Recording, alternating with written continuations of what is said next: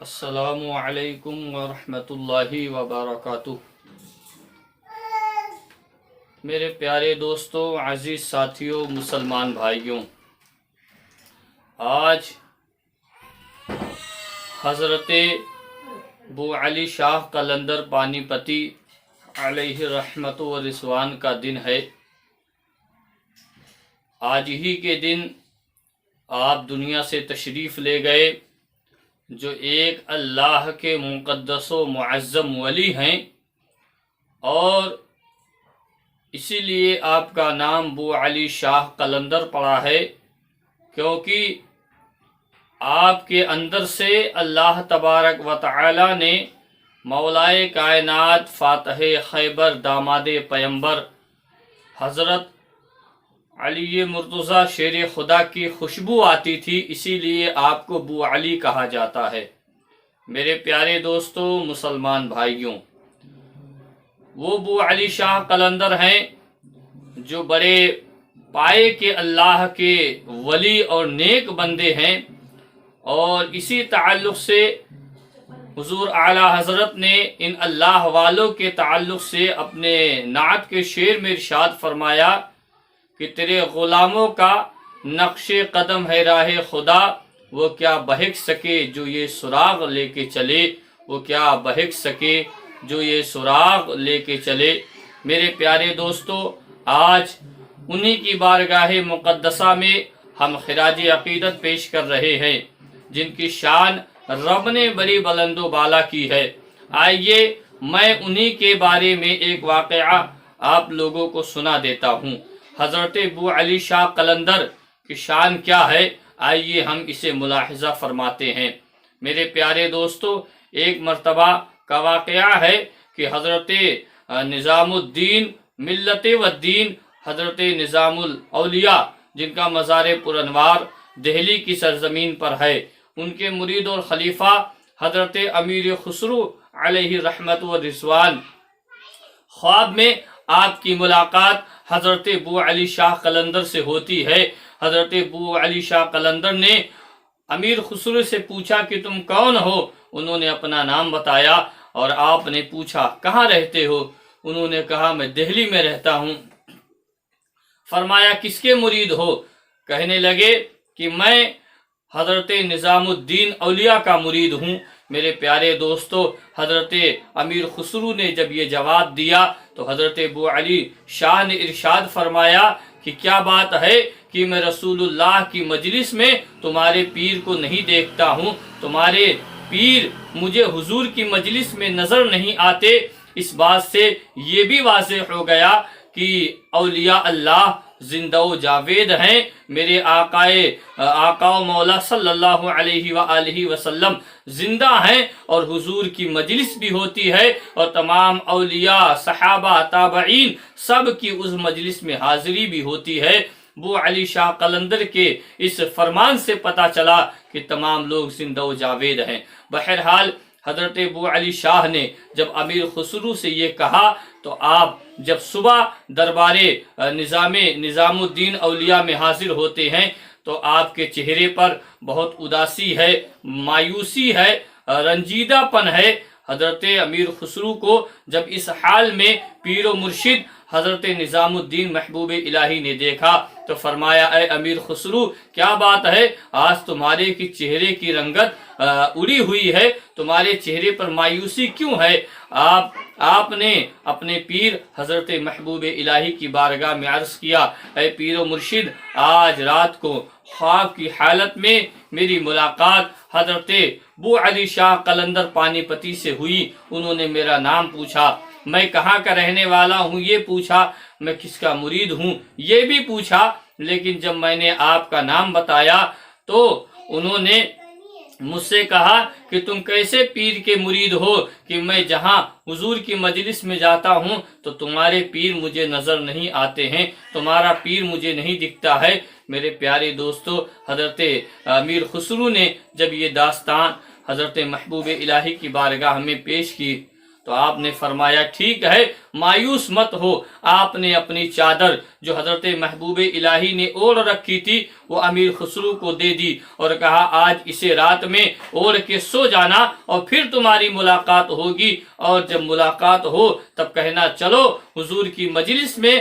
آپ کو دکھاتا ہوں میرا پیر و مرشد یعنی حضرت محبوب الہی کہاں جلواگر ہیں۔ میرے پیارے دوستو، واقعہ بھی یہی ہوا۔ اس محبوب الہی علیہ الرحمہ کے اس قول سے پتہ چلتا ہے کہ اللہ والے جانتے ہیں کہ کیا ہونے والا ہے، اس لیے آپ نے جب امیر خسرو کو چادر دی تو یہ فرمایا کہ اس کو اوڑھ کر سو جانا، آج پھر تمہاری ملاقات حضرت بو علی شاہ قلندر سے ہوگی۔ اور حقیقت میں ہوا بھی یہی، جیسے امیر خسرو رات کے وقت بستر پر گئے، آپ نے پیر و مرشد کی دی ہوئی اس چادر کو اوڑھ کے سوئے تو حضرت بو علی کی ملاقات خواب میں ہوتی ہے، عالم روحانیت میں ہوتی ہے۔ پھر وہی سوال و جواب کا سلسلہ چلا، کہاں کے رہنے والے ہو، کیا نام ہے تمہارا، کس سے مرید ہو۔ جب پھر حضرت امیر خسرو نے یہی جواب دیا تو اس کے بعد آپ نے فرمایا چلو میں آپ کو لے کر چلتا ہوں۔ میرے پیارے دوستو،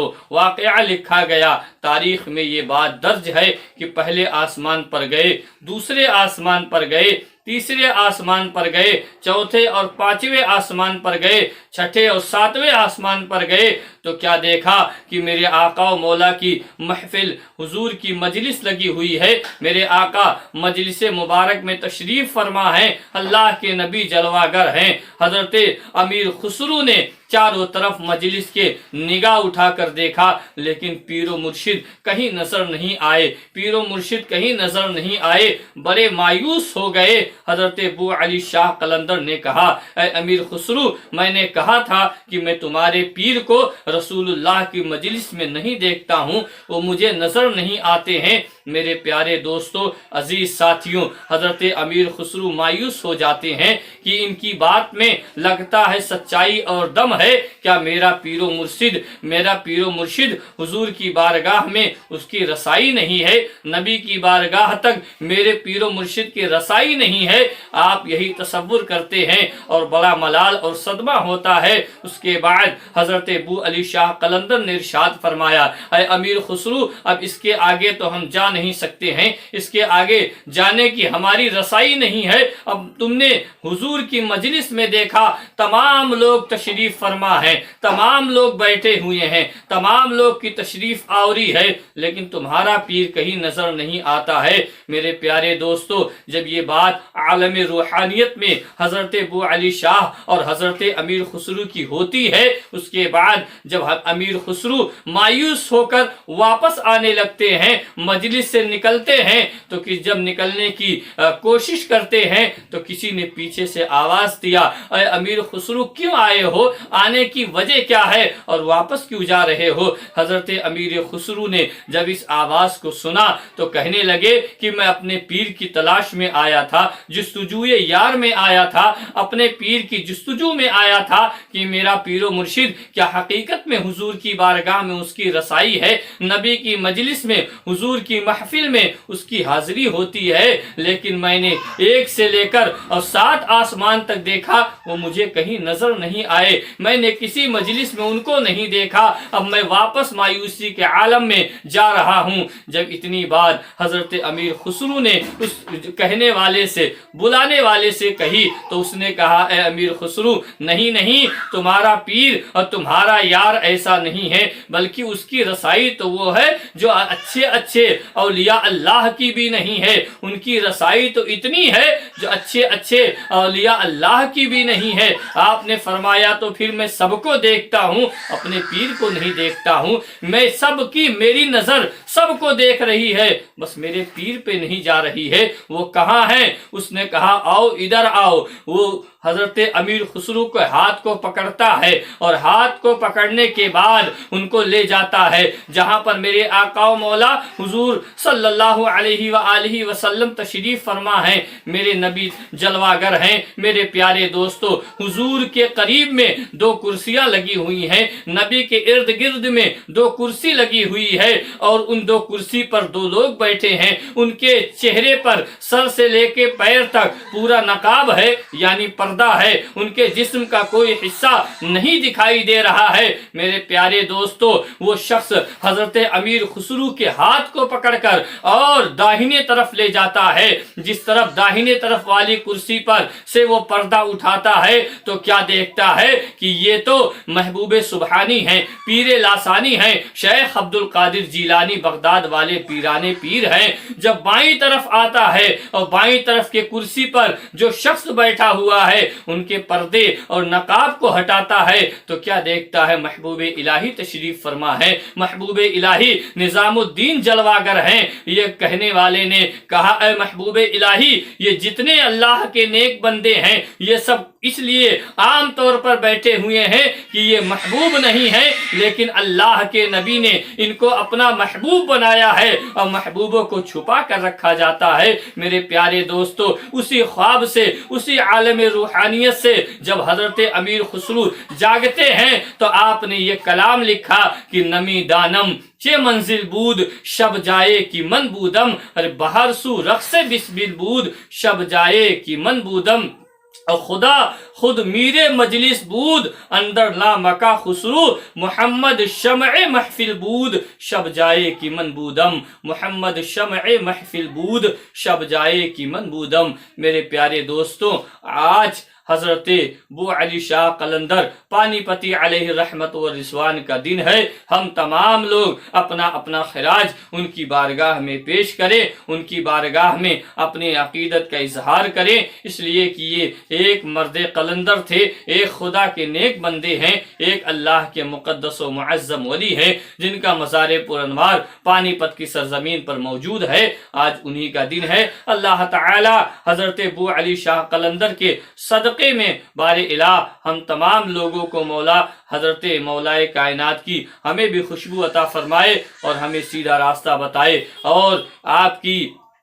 बारगाह में ये करामत है कि जो काम अगर दुनियावी आपका कोई काम ना होता हो और दुनियावी आपका कोई काम बज़ाहिर हल ना हो रहा हो तो ये नुस्खा हमारे बुजुर्गों ने बताया है कि हज़रत बू अली शाह कलंदर का तोशा मान लीजिए। जैसे हम तमाम लोग हुजूर पीराने पीर सरकार गौसे आज़म रदी अल्लाह तआला अन्हु का, हुजूर सरकार गौसे आज़म रदी अल्लाह अन्हु का तोशे मुबारका मानते हैं अपने किसी मन्नत और मुराद के लिए, और जब अल्लाह उसे पूरा फरमा देता है तो हम हुजूर गौसे आज़म की बारगाह में वो तोशा नजर करते हैं। इसी तरह हमारे सूफिया और बुजुर्गों ने बताया कि बज़ाहिर दुनिया में जब तुम्हें कोई मुश्किल आए और तुम्हारा काम ना होता, तुम्हें नजर आए, तो तुम हजरत बू अली शाह कलंदर की बारगाह में तोशे मुबारका मान लिया करो। और वो तोशा जो माना जाता है जिसमें पूरा तोशा होता 40 किलो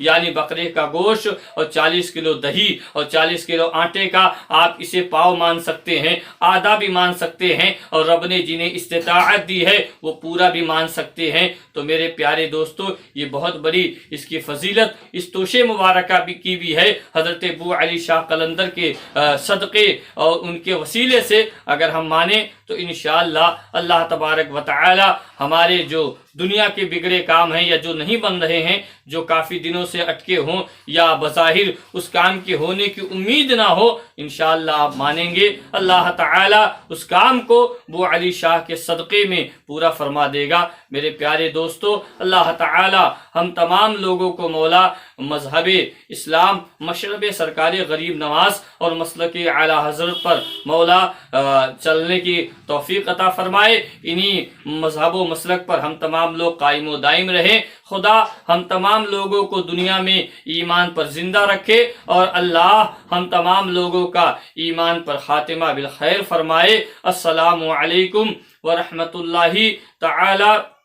व बरकातुहू।